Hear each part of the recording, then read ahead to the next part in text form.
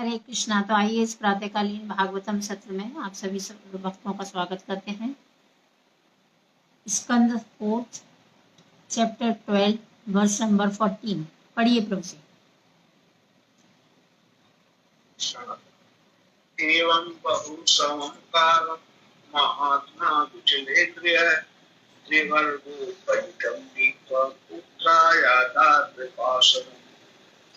इस प्रकार आत्मसंयमी महापुरुष ध्रुव महाराज ने 3 प्रकार के सांसारिक कार्यों धर्म अर्थ तथा काम को ठीक तरह से अनेकानेक वर्षों तक संपन्न किया। तत्पश्चात उन्होंने अपने पुत्र को राज सिंहासन सौंप दिया। तो जो आत्मसंयमी था, जिन्होंने अपनी हर इंद्रिय पर विजय प्राप्त कर ली थी, ऐसे महापुरुष ने क्या किया? धर्म अर्थ तथा काम को ठीक तरह से अनेकानेक वर्षों तक संपन्न किया। उन्होंने धर्म भी अच्छी तरह से किया, आर्थिक काम भी अच्छे से किया और काम को भी बहुत अच्छी तरह से उन्होंने कंट्रोल किया। और उसके पश्चात उन्होंने क्या किया? अनेक वर्षों तक राज करने के बाद में वो राजपाट किसको सौंप दिया? अपने पुत्र को सौंप दिया। धर्म का पालन करने से भौतिक जीवन की पूर्णता प्राप्त होती है। इससे स्वतः आर्थिक विकास होता है और तब वास्तव में भौतिक इच्छाओं को पूरा करने में कोई कठिनाई नहीं होती। धर्म का जो व्यक्ति पालन करता है उसके जीवन में कोई कठिनाई नहीं। भौतिक इच्छाएं तो उसकी ऐसे पूरी हो जाती है, वो इच्छा करेगा और पूरी हो गई, उसको उसके लिए अधिक से अलग से प्रयास करने की आवश्यकता नहीं है। चूंकि राजा के रूप में ध्रुव महाराज को अपनी स्थिति बनाए रखना था, अन्यथा प्रजा पर शासन करना संभव ना था, अतः उन्होंने अच्छी तरह उसे निभाया।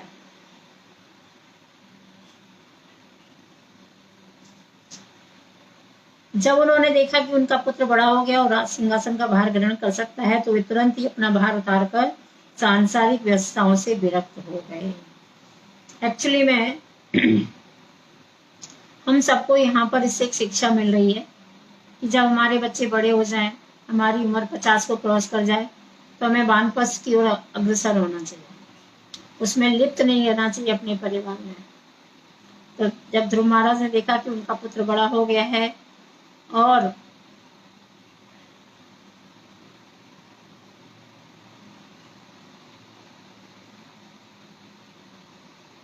राज सिंहासन ग्रहण कर सकता है, तो तुरंत अपना भार अपने पुत्र को संभालकर क्या हो गए? सांसारिक व्यवस्थाओं से विरक्त हो गए। यहाँ पर प्रयुक्त एक शब्द अविचलेन्द्रिय अत्यंत महत्वपूर्ण है, जिसका अर्थ है कि उनकी इंद्रियां विचलित नहीं हुई, ना ही उनकी इंद्रिय शक्ति घटी।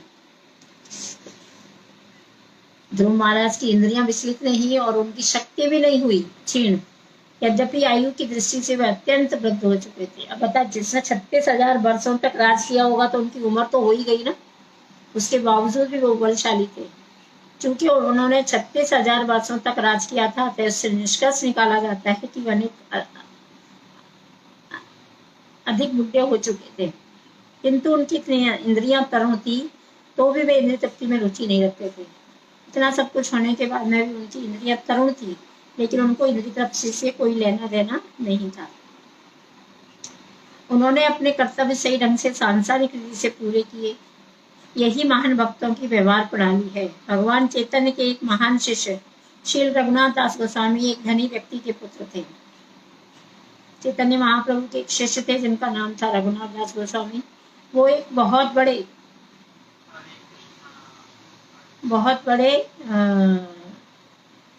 धनी व्यक्ति के पुत्र थे, किंतु जब उन्हें सूबे का प्रबंध करने का भार सौंपा गया तो वे सुचारू रूप से करते रहे। श्री गौर सुंदर ने उन्हें सलाह दी कि अंदर से तो तुम अपने आप को तथा अपने मन को पूर्ण रूप से पृथक रखो, किंतु बाहर से सारे काल उसी तरह रखो जिस तरह ये होने चाहिए। यहाँ पर शिक्षा दी गई है हमको। क्या शिक्षा दी गई है? कि हमारी इंद्रियों को हमें कंट्रोल में रखना है। संसार को दिखाना है कि हम संसार में हैं, लेकिन संसार में रहकर भी हमें संसार से क्या रहना चाहिए? विरक्त रहना चाहिए। ये बहुत बड़ी शिक्षा है हम सभी के लिए।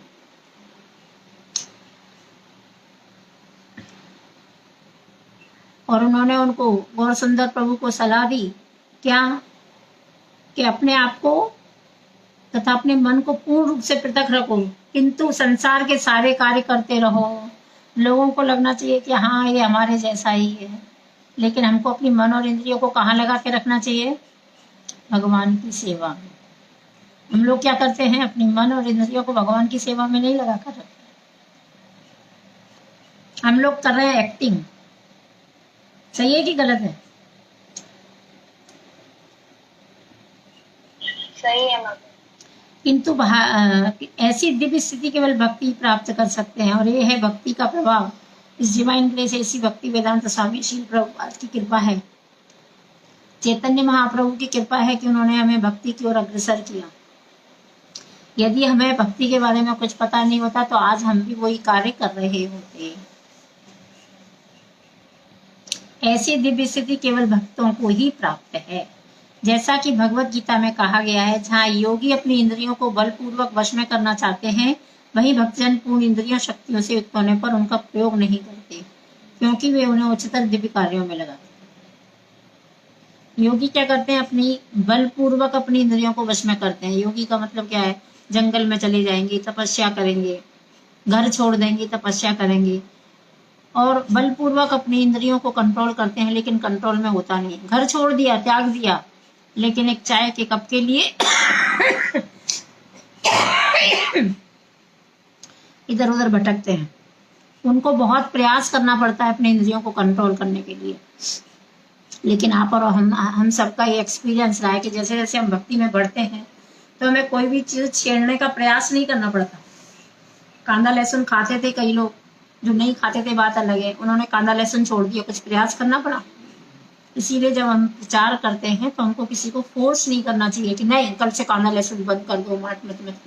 उसको भक्ति में लगाओ, अपने संग में, भक्तों के संग में रखो। धीरे धीरे ऑटोमेटिकली उसके मन में आएगा कि नहीं, भगवान से प्रेम यदि मुझे करना है तो ये कार्य मुझे छोड़ देना चाहिए। क्योंकि उनको पता लग जाता है कि हमको जो है उच्चतर दिव्य कार्यों में लगाना है अपनी इंद्रियों को। नेक्स्ट श्लोक।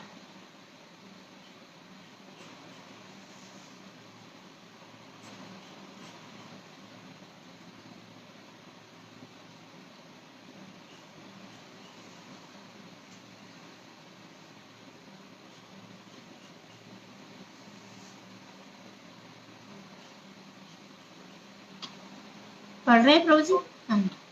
वैसे पढ़ते हैं, मन्यमानम इदं विश्वम माया रचित नात्मनि अविद्या रचित स्वप्न गंधर्व नगर उपमम्। श्रील ध्रुव महाराज को अनुभव हो गया कि यह दृश्य जगत जीवात्माओं को स्वप्न अथवा माया जाल के समान मोहग्रस्त करता रहता है, क्योंकि यह परमेश्वर की बहिरंगा शक्ति माया की सृष्टि है। ध्रुव महाराज को ये बहुत जल्दी अनुभव हो गया था कि ये जो दृश्य जगत है वो क्या है, जीव आत्माओं के लिए स्वप्न है। माया जाल में फंस जाता है, मोहग्रस्त हो जाता है व्यक्ति, क्योंकि बहिरंगा शक्ति, भगवान की जो बहिरंगा शक्ति है वो उसके ऊपर प्रभाव डालती है। हम सब लोग भी इसी में जकड़े हैं, इसलिए हमें आध्यात्मिक चीजों की तरफ रस नहीं आता। हम बहिरंगा शक्ति के रस में आ जाते हैं और वो कार्य कर बैठते हैं जो हमें नहीं करना होता। हर चमकती वस्तु सोना नहीं होती, लेकिन हम उसको सोना समझ लेते हैं। यही बहिरंगा शक्ति का प्रभाव है। कभी कभी घने जंगल में ऐसा प्रतीत होता है कि वहां बड़े बड़े प्रसाद और सुंदर नगर हैं। इन्हें पारिभाषिक शब्दों में गंधर्व नगर कहते हैं। इसी प्रकार स्वप्न में भी हम कल्पना से अनेक मिथ्या वस्तुओं की सृष्टि करते रहते हैं। आपने देखा होगा, सपना आता है रात को, हमको सपने में हम क्या क्या देख लेते हैं। कभी किसी को मृतक देख लेते हैं, कभी किसी को जिंदा देख लेते हैं। हम अपने आप को ऐसी जगह पे प्राप्त करते हैं जहां हम कभी गए नहीं है, और वो सपने में हम यथार्थ रूप में देखा जाए तो ये सोचते हैं कि वाह रे हम लोग वहां पर हैं, लेकिन जैसे ही हम उठते हैं सपना चूर हो जाता है। तो स्वरूप सिद्ध व्यक्ति अथवा भक्त है भलीभांति जानता है कि यह दृश्य जगत क्षणिक है। अभी किसी को बोला जाए जो हम देख रहे हैं वो झूठा है कि सच है, आप बताइए, ये दृश्य जगत झूठा है कि सच है? झूठा है। लेकिन हमको सत्य लगता है कि नहीं लगता? लगता है। तो हम भ्रमित हैं कि नहीं है? इसी को बोलते हैं भगवान की माया। और यदि किसी को बोला जाए आपकी उम्र कितनी है, परमानेंट आया, उधर बोला हाँ परमानेंट, 100 कम होता है क्या? मैं रहता हूँ परमानेंट, लेकिन परमानेंट रहेंगे हम लोग भाड़े का घर है, आज नहीं तो कल छोड़ के हमें जाना ही है। लेकिन उस गाड़े से बनाए हुए घर को हम क्या बोलते हैं? मेरा घर है, मैंने बनाया है, मेरा है। लेकिन मरने के बाद कुछ जाएगा साथ में? एक सुई भी नहीं ले जा सकता व्यक्ति अपने साथ में। तो दृश्य जगत क्षणिक है और माया रूप बनकर सत्य प्रतीत होता है। माया के प्रभाव से हमें ये सत्य प्रतीत होता है, ऐसा लगता है ये सब सपना नहीं है, सत्य है। आज नहीं तो कल मुझे मिल जाएगा, और हम गधे के जैसा श्रम करते रहते हैं और हमारे हाथ में कुछ नहीं आता। एक दिन क्या हो जाती है? राम नाम सत्य हो जाती है। और जब तक हमें सब कुछ मिले उसके पहले हम सब कुछ छोड़कर चले जाते हैं। यह माया जाल का सदृश है, किंतु इस छाया सृष्टि के पीछे वास्तविकता रहती है, और वह है आध्यात्मिक जगत। लेकिन ये जो माया है, जिसको कि छाया बोलते हैं भगवान की, आध्यात्मिक जगत और ये भौतिक दृश्य जगत क्या है? रिफ्लेक्शन है ना आध्यात्मिक जगत का भौतिक जगत। वहां सब सुख सुख है और यहाँ सब दुख दुख है। तो ये छाया हमको दिखाई दे रही है, उसमें वास्तविकता नहीं रहती। आध्यात्मिक जगत एक्चुअली में वास्तविक है। भक्त तो आध्यात्मिक जगत में रुचि रखता, उसकी छाया में रुचि नहीं रखता। लेकिन हम लोग तो इतने गिरे हुए इंसान हैं, हम तो हमारी बात कर रहे हैं कि हमको ये माया ही अच्छी लगती है, भौतिक संसार ही अच्छा लग रहा है। जैसे ही हमें पता लगे छोड़ के जाना पड़ेगा, तो हमारा रोना चीखना चिल्लाना चालू हो जाए, सब छोड़ के जाऊंगा मैंने इतनी मेहनत से कमाया है। और जैसे ही व्यक्ति को पता लगता है कि वो शरीर छोड़ने वाला है, तो वो परेशान हो जाता है, क्या होगा इस सब का, इसका क्या करूं मैं। हरे कृष्णा कृष्णा कृष्णा हरे हरे, हरे राम राम राम हरे हरे।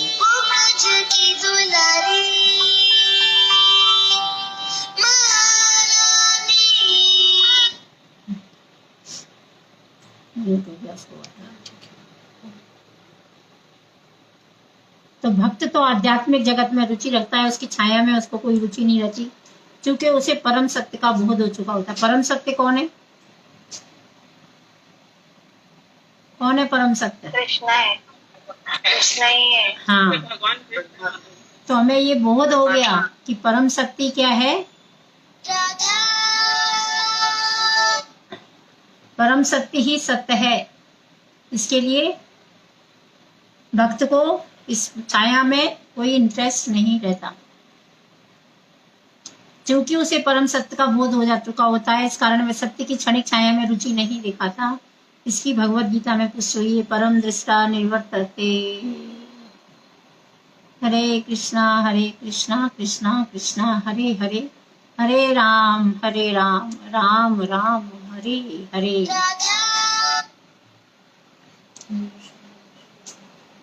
तो अभी आप बताइए कि इस श्लोक से क्या शिक्षा मिली हमको?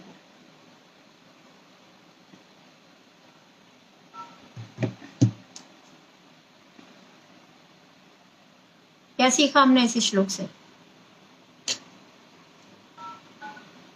माता जी हमने ये है ना सीखा, नहीं बोलिए माता जी। तो हमें हर समय भगवान का ध्यान करना चाहिए, उनका नाम लेना चाहिए। ये संसार मिथ्या है, भगवान सत्य हैं और हमें उनकी शरण लेनी चाहिए। हाँ, लेकिन हम किसकी शरण लेते हैं? माया के। अभी हमारे जीवन में कोई समस्या आ गई, यदि अभी हमारे जीवन में कोई समस्या आ गई, तो हम किसके पास जाएंगे? भगवान के पास जाते हैं या किसी ऐसे व्यक्ति के पास जाते हैं जिससे लगता है कि हमारी प्रॉब्लम सॉल्व कर देगा? किसी ऐसे व्यक्ति के पास जाते हैं माता जी। भगवान को भी याद करते हैं, लेकिन पहले भगवान को याद करेंगे तो फिर किसी व्यक्ति को नहीं बोलेंगे कि मेरी ये समस्या है। फिर तो भगवान की कृपा समझ के इसको स्वीकार कर लेंगे कि जो मिला है ये भगवान ने मुझे मेरे कुछ अच्छे कर्मों की वजह से, अच्छे या बुरे कर्मों की वजह से दिया है, और मुझे जो मिला है उसको स्वीकार करना है। लेकिन हम लोग बोल सकते हैं परम सत्य है, कृष्ण ही सब कुछ है, कृष्ण ही भगवान है और हमको भगवान के पास ही जाना चाहिए। लेकिन जब प्रैक्टिकली बात आती है तो हम किसके पास जाते हैं? बच्चा गिर गया तो फोन किसको करते हैं? पहले हम भगवान को, कि भगवान ठीक करो इसको, ऐसा बोलते हैं। खून निकल रहा है, आप किसके पास जाओगे? तुरंत पति को फोन करोगे ऑफिस में, वो कि अरे सुन रहे हो जी, उसको खून निकल गया, बहुत निकल रहा है, क्या करूं, जल्दी आओ जल्दी आओ। पति जब तक घर पे पहुंचेगा तब तक तो आप हॉस्पिटल ले जाते हो, हॉस्पिटलाइजेशन हो जाता है, सब कुछ हो जाता है। लेकिन सबसे पहले फोन किसके पास जाता है? ना। फिर पति क्या करता है, पति किसको फोन करता है, पति उसके बॉस को फोन करेगा, अरे भाई कुछ हेल्प करो, मेरा ऐसा ऐसा प्रॉब्लम है। सही है, प्रिकॉशन लेना चाहिए, लेकिन यदि मारे भी राखे भी, कौन रखता है कौन मारता है?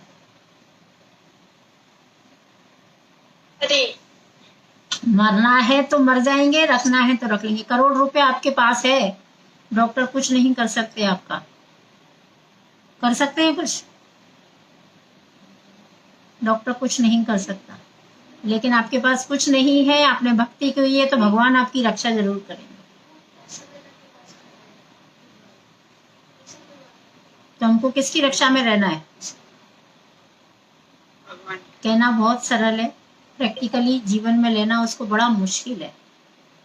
लेकिन मेरे प्यारे बहनों भाई, ये सच है कि जब हमारे जीवन में कोई कष्ट आए तो हमें ठाकुर जी की शरण लेना चाहिए। आप किसी के पास भी चले जाओ, कोई व्यक्ति आपको सिंपैथी दिखा देगा लेकिन आपको बचा नहीं सकता,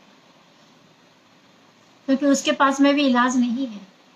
तो हमें क्या करना चाहिए? भक्तों से मिले तो प्रार्थना करनी चाहिए कि हे प्रभु आप हमारे लिए प्रार्थना कीजिए, क्योंकि भक्त शायद खुद प्रार्थना करेगा, जिसको जब सफर कर रहा है तो शायद भगवान नहीं सुनेंगे, लेकिन यदि वैष्णव उसके बारे में भगवान को सिफारिश लगाएंगे तो भगवान बोलेंगे अरे ये अपने लिए नहीं, किसी वैष्णव के लिए मांग रहा है, कृपा करो।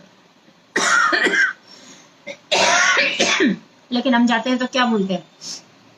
पैसे से मदद कर दो, पैसा नहीं है, लड़की की शादी नहीं हो रही, कोई लड़का ढूंढ दो, मेरा बच्चा पढ़ने में कमजोर है, कुछ तो कृपा कर दो, कुछ ऐसा लकड़ी फेर दो, जादू फेर दो कि मेरा लड़का बुद्धिमान हो जाए, लड़का बुद्धिमान हो जाए। गुरु के पास जब हम जाते हैं तो क्या मांगना चाहिए? इसलिए आपने देखा होगा कि हिजोली रसगोपाल कृष्ण गोस्वामी महाराज जब आते हैं तो नए लोगों को जल्दी से मिलने नहीं दिया जाता। इसके पीछे कारण क्या है? वो अपने परिवार की समस्या बताएंगे, वो पूछेंगे भैंस दूध नहीं दे रही, बताओ ये प्रश्न गुरु महाराज के सामने पूछना चाहिए क्या? गुरु के सब समक्ष लाया जाए तो आध्यात्मिक उन्नति कैसे की जाए। हमें एक अच्छी स्टोरी याद आ गई। गांव में आए साधु जी, तो गांव के लोग गए, कोई बोल रहा है मेरी भैंस पानी पी गई, कोई बोल रहा है इसलिए पतला दूध दे रही है, बहुत गांव वाले मेरे को परेशान करते हैं, पतला दूध आता है। कोई बोल रहा है मेरी गाय भैंस दूध नहीं दे रही, महाराज कुछ तो करो, मेरी रोजी रोटी बंद हो रही है। वो सोचता है कोई जादू की छड़ी फेर दे जाए। तो ये सब के लिए गुरु नहीं है, गुरु है आध्यात्मिक उन्नति करने के लिए। तो हम जब भी गुरु के पास जाएं तो किस तरीके से हम आध्यात्मिक उन्नति कर सकें, अपने मन तथा इंद्रियों को कंट्रोल करके भगवान की सेवा कर सकें, ये हमारा जिज्ञासा होना चाहिए। लेकिन क्या होता है, आपको यदि गुरु महाराज से मिलने को मिले, दिनेश गोपाल कृष्ण गोस्वामी महाराज से आपको मिलाया जाए, आप क्या क्वेश्चन करोगे? अभी दीक्षा का जब कार्यक्रम बने भक्ति दीजिए, आपको भगवान की भक्ति। मानसी क्या मांगोगी? आध्यात्मिक उन्नति कैसे होगी पूछेंगे। क्या करें महाराज, हमारे पति 1 साल पहले हमें छोड़कर चले गए, अब हम जीना मुश्किल हो गया हमारा, या मेरा बेटा नालायक निकल गया। आप इतना भी यदि बोलोगे कि मेरे घर में लोग भक्ति नहीं कर रहे, आप कुछ कृपा कीजिए, तो ठीक है। लेकिन यदि उनको ये बोलोगे कि मेरा पति नहीं है, मेरा बच्चा नालायक निकल गया, तो महाराज क्या कर सकते हैं? क्योंकि महाराज के पास इतना समय नहीं है, इसीलिए चेले चपाटे छोड़ दिए महाराज ने, है ना। वो सिखाते हैं गुरु, गुरु के पास किस तरीके से जाया। गुरु के पास जाके भक्त को आत्मसमर्पण करना चाहिए, लेकिन हम आत्मसमर्पण नहीं करते, शरीर समर्पण करते हैं। तो अंत में ध्रुव महाराज ने सारी पृथ्वी पर फैले और महासागरों से घिरे अपने राज्य को त्याग दिया। अब इतना 36,000 साल राज किया था, ध्रुव महाराज ने सोचा नहीं कि मैं इसको त्यागूं कैसे, उन्होंने एक क्षण में उसको त्याग दिया। उन्होंने अपने शरीर, पत्नियों, संतान, मित्रों, सेना, समृद्ध कोष, सुकर महलों तथा विनोद स्थलों को माया की सृष्टि मान लिया। मृत्यु के बाद सब छोड़ना पड़ेगा कि नहीं छोड़ना पड़ेगा? लेकिन समझदार व्यक्ति मृत्यु के पहले ही छोड़ देना चाहता है, क्योंकि मृत्यु के समय पे उसको पत्नी याद आ गई तो क्या होगा? कौन से लोक में जाएगा वो? उस घर में कॉकरोच छिपकली बना के भेज दिया जाएगा या कुत्ता बना के भेज दिया जाएगा। दरवाजे पे खड़े रहोगे, लोग दुत्कारते रहेंगे और वो अपनी धुन मिलाता रहेगा। बनना है ऐसा? अंत काल में किसका स्मरण करना है? लेकिन ये कब संभव है? जब हमको ये ज्ञान हो जाएगा कि परम सत्य ही महान है और उनसे ही हमको क्या करना है? हमको क्या करना है? अपनी मन और इंद्रियों को भगवान की सेवा में लगाना। जब तक हम अपनी इंद्रियों को भगवान की सेवा में नहीं लगाएंगे, हम परम सत्य को नहीं जान सकते। यदि हम ये सोचे मैं माला कर रहा हूँ, चलो ठीक है, सुबह में 16 माला हो गई, कुटी पे टांग दो माला, अब दिन भर मैं फ्री हूँ, जो करना चाहूँ कर सकता हूँ, तो आप अपनी इंद्रियों को कंट्रोल कर सकते हो? 16 माला हो गई, इसका मतलब माला को कुटी पे नहीं टांगना है, हमको माला फिर भी करना है। अपना मन भगवान के चरणों में 24 आवर्स केंद्रित रखना है। श्रवण करना है, श्रवण भी बहुत जरूरी है, स्मरण भी जरूरी है और माला तो जरूरी है ही है। तो श्रवण कैसे करें? हमारे जो आचार्य हैं उन्होंने बहुत सारे लेक्चर्स हैं, बहुत सारे उनकी पास टाइम है, भागवतम है, तो हम लेक्चर सुनना चाहिए। उससे क्या होगा? ये भागवतम क्यों लिखा गया है? इसके पीछे कारण यही है कि हम भगवान की पास लीलाओं से कुछ शिक्षा लें। भगवान ने ये ध्रुव महाराज का जो एग्जाम्पल दिया है, एक्चुअली हम सबको बताया है कि किस तरीके से हमको अपना जीवन यापन करना चाहिए। हमारी उम्र कितनी होगी? हमारी उम्र कितनी है? ज्यादा से ज्यादा हम कितने साल जिंदा रहेंगे? क्यों प्रभु जी, पांडे प्रभु जी, हम कितने साल जिंदा रहेंगे?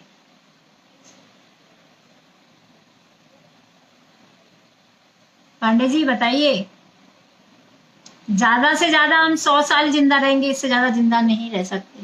100 साल नहीं माता जी, 85 से ज्यादा अधिक होंगे। लेकिन शास्त्रों में 100 का वर्णन किया है, तो आप 100 मान लो, तो 100 में से 50 साल तो रातों में निकल जाएगा, बची 50% आपके हाथ में। 50 में से 10 साल जवानी में चला जाएगा, 10 साल बचपन में चला गया, 70% गया। 10 साल आपकी नौकरी ढूंढने में चला जाएगा, 80% गया। 10% आप अपनी पत्नी और बच्चों को दे दोगे, 80%, 90% गया। आपके पास बचा कितना? भक्ति करने का समय। कितने लाख जन्म ले चुके हैं हम? 84 लाख जन्म ले चुके हैं। 84 लाख जन्मों में हम क्या क्या करके आए हमको पता नहीं। इसीलिए हमको एक क्षण भी व्यर्थ नहीं गंवाना चाहिए। लेकिन हम लोग केवल कुछ क्षण के लिए भजन करते हैं। भगवान के सामने गए, आरती कर दिया, दीपक दिखा दिया, थोड़ा सा नैवेद्य चढ़ा दिया और बस प्रभु ठाकुर जी बहुत अच्छे हैं, दरवाजा बंद कर दो। अब पूरा दिन हमने आपको चिंतन कर लिया, स्मरण कर लिया, बस इतना ही आपसे हमारा रिश्ता है। और बच्चों में पूरा दिन लिप्त रहते हैं। स्कूल भेजना है, उसको नहलाना है, उसको खाना बनाना है। बच्चा स्कूल गया है तो अभी उसी का चिंतन है। बच्चा स्कूल से आएगा तो क्या खाएगा, बच्चा स्कूल जाएगा तो क्या लेके जाएगा, बच्चे की ड्रेस कहाँ रखनी है, बच्चे के कपड़े धुले या नहीं धुले। जिस तरीके से हम घर के कार्यकलापों में अपने को व्यस्त रखते हैं, उसी तरीके से हमको अपने आप को ठाकुर जी की सेवा में व्यस्त रखना है। कार्य सब करना है, परिवार के प्रति हमारे कर्तव्य है, उत्तरदायित्व है, उसको निभाना है। इसका मतलब ये नहीं कि भजन करेंगे तो हम परिवार को निग्लेक्ट करेंगे। परिवार को निग्लेक्ट बिल्कुल नहीं करना है, लेकिन साथ ही साथ हमें क्या करना है, जिस तरीके से एक प्रेमी अपनी प्रेमिका को प्रेम करता है और सब कार्य करते हुए भी उस प्रेमिका का चिंतन बनाए रखता है, उसी तरीके से हमको सब कार्यों में लिप्त रहना है, लेकिन ठाकुर जी का चिंतन 24 घंटे बनाए रखना है। जीवन के प्रारंभ में तो उन्होंने क्या किया, पत्नियों को त्याग दिया, मित्रों को त्याग दिया, संतानों को त्याग दिया, इतना सारा धन दौलत था उसको त्याग दिया, महलों को त्याग दिया, विनोद स्थलों को त्याग दिया, और उन्होंने क्या सोच लिया, ये माया की सृष्टि है, माया के द्वारा दिया हुआ है, ये इसमें क्यों मैं फंसूं। इस तरह वे कालक्रम में हिमालय पर्वत पर स्थित बद्रिकाश्रम के वन में चले गए।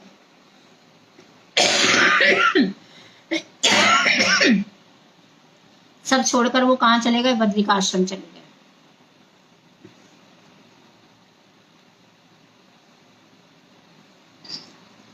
जीवन के प्रारंभ में जब ध्रुव महाराज भगवान की खोज में जंगल गए थे तो उन्होंने अनुभव किया था कि शारीरिक सुख माया की उपज है। यदि हमको शारीरिक सुख मिले तो अच्छा लगता है कि नहीं लगता? जैसे बैठने के लिए अपन कहीं गए हैं, खड़े ही खड़े हैं, तो क्या लगता है थोड़ी सी बैठने की जगह मिल जाए। और जब थोड़ी बैठने की जगह मिल जाती है तो ढूंढते हैं कौन सी कुर्सी कंफर्टेबल है। फिर उसके बाद में जब कुर्सी मिल गई, अरे सोफे पे बैठे होते तो ज्यादा अच्छा था। फिर अरे गर्मी बहुत लग रही है, एसी हो तो कितना अच्छा है। इच्छाएं बढ़ती गई कि नहीं बढ़ती गई? तो ये माया का प्रभाव है।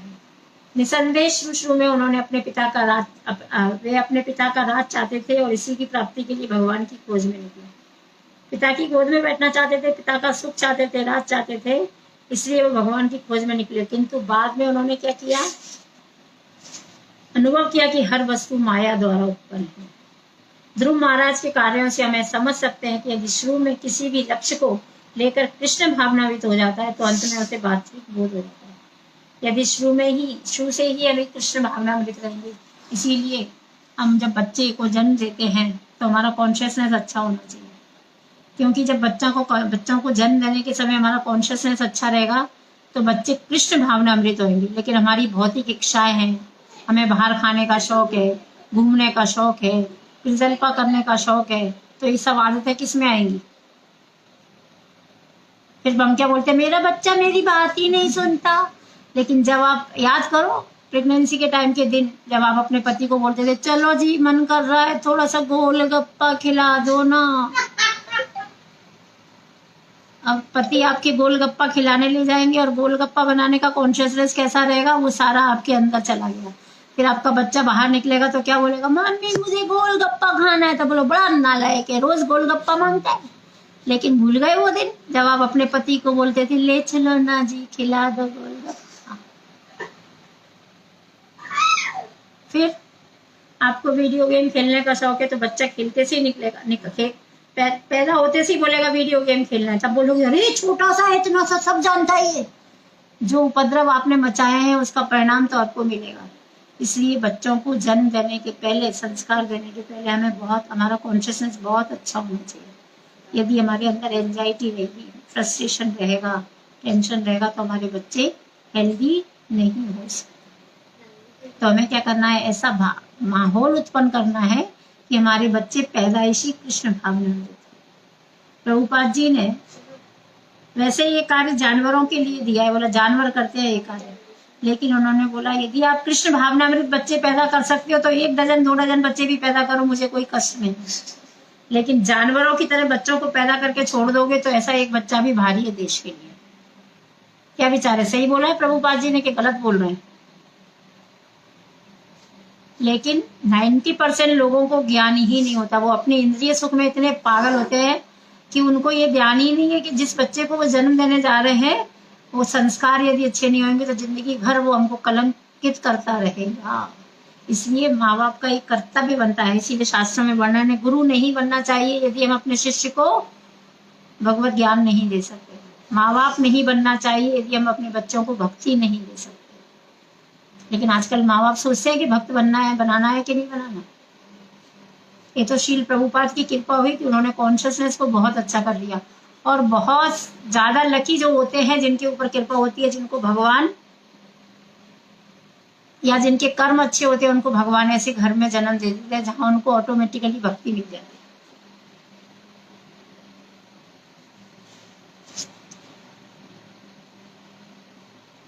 प्रारंभ में ध्रुव महाराज अपने पिता का राज प्राप्त करने के धुन में थे, किंतु बाद में वे महाभागवत बन गए और भौतिक सुख से उनकी रुचि जाती रही। जीवन की पूर्णता केवल भक्ति ही प्राप्त कर सकते हैं। यदि कोई भक्ति का शतांश ही पूरा करके अपरिक्त अवस्था में भ्रष्ट हो जाता है तो वह उस मनुष्य श्रेष्ठ है जो इस जगत में सकाम कार्यों में लगाए। यदि हम भक्ति कर भी रहे हैं और वापस से यदि गिर गए तो हमारी भक्ति वहीं से स्टार्ट होती है जहां हमने छोड़ी है। तो nothing is wrong in that. ऐसा डर के नहीं छोड़ देना चाहिए, माता जी कैसे छोड़ेंगे कांदा लहसुन। चाय तो दिन में 3 बार चाहिए, सर दर्द करता है। जो बड़े बड़े चाय के बेवड़े पियक्कड़ थे ना, उन्होंने चाय छोड़ दी। जो मटन मच्छी खाते थे उन्होंने छोड़ दिया। जो दिन में 10-15 चाय पीते थे, चाय उनका जीवन थी, उनको खाना नहीं चाहिए था, चाय पी पी के रहते थे। लेकिन उनको किसी ने बोला नहीं, अपने आप ही एक झटके में उन्होंने चाय छोड़ी है, एक झटके में उन्होंने मटन मच्छी छोड़ा है, एक झटके में उन्होंने काला लहसुन छोड़ा है। क्यों? जिसको लग गई लगन हरि के चरणों में, फिर नहीं सोचता कि किस में सुख है, फिर तो वो सोचता है कि मुझे सुख है तो किसमें है? हरि के चरणों में। तो ये सब तुच्छ चीजें हैं, छोड़ दो। कोई भक्ति की शतांश पूरा करके अपृत अवस्था में भ्रष्ट हो जाता है तो भी और बाई चांस हमारी भक्ति बीच में रह गई तो अगले जन्म में हमको भक्ति कहाँ से मिलेगी जहाँ हमने छोड़ी है। इसलिए टेंशन घ्यायचा नहीं, टेंशन घ्यायचा। कोई कुछ भी बोले, कुछ भी बोले, जिस तरीके से एक प्रेमी प्रेमिका के बारे में सुनता रहता है, लोग उसको उल्हाना देते हैं, उसको बोलता है माँ बाप को शादी करनी, माँ बाप बोलते हैं क्या उल्टा बोले क्या रहा है तू, वो शूद्र है, वो काली कलोटी है, ऐसा है वैसा है। आप सब सुन लेते हो ना? आप मतलब जो प्रेमी है वो सुन लेता है ना, क्योंकि उसको वो प्रेमिका इतनी अच्छी लगती है कि संसार की सब वस्तु बेकार है। तो भक्ति जब करते हो और किसी ने आपको बोल दिया क्या सुबह से लेके रात तक एक ही काम करते हो, आप बोलते अब नहीं करेंगे, ये लोग हमको चिढ़ाते हैं। चिढ़ाने दो, जो चिढ़ाते हैं वो अच्छे भक्त बन जाते हैं बाद में। हमारा एक्सपीरियंस है। हमारे एक भतीजी थी, उसके हस्बैंड हमको जब भी देखते थे तो बोलते थे और हरे कृष्णा हरे राम। तो जब वो हरे कृष्णा बोलते तब तो हमें अच्छा लगता था, लेकिन जब हरे राम बोलते थे तो हमें कष्ट होता था। तो जब भी हमें देखते तो हरे कृष्णा, हम ये सोचते थे चलो इसके मुख से नाम तो निकल रहा है भगवान, लेकिन वो एक्चुअली में हमको छेड़ते थे, हमें क्रोध दिलाने की कोशिश में रहते थे। मतलब दिन भर इनका काम क्या है, माला ही सच्ची रहती है। लेकिन बाद में उन्होंने भक्ति को स्वीकार कर लिया। तो देखिए भटके से भी लिया हुआ नाम, चिढ़ाने से भी लिया हुआ नाम उद्धार कर रहा है कि नहीं कर रहा। आप रास्ते पे निकलोगे लोग आपको देख के हंसेंगे, रिश्तेदार में जाओगे तो बोलेंगे क्या पागल हो गए, इतना बड़ा तिलक क्यों लगाया है, थोड़ा छोटा लगा। कंठी वाला इतना गले के ऊपर ही रहना जरूरी है कि हार वार दिखता नहीं, लंबा कर लो थोड़ा। लेकिन सुनना नहीं है। इसके लिए आज के बाद में जब भी आप क्लास में बैठोगे सबके माथे पे तिलक होना चाहिए। तिलक लगा के ही बैठा करो। तिलक लगाने से हमारी बॉडी का सुरक्षा होती है, संरक्षण होता है। जिस माथे पे तिलक नहीं होता वो शमशान कहलाता है। तो तिलक लगा के रखा कीजिए। आपको तिलक लगाना आता है तो ठीक है, नहीं तो शाम के क्लास में आपको बताया जाएगा। तो इसके लिए मारो वीरा को, मारना है तो मारो, रखना है तो रखो, लेकिन आपकी शरण में रखो प्रभु। ठीक है। श्रीमद् भागवतम महापुराण की, श्रील प्रभुपाद की जय। किसी का कोई प्रश्न है तो पूछ लीजिए।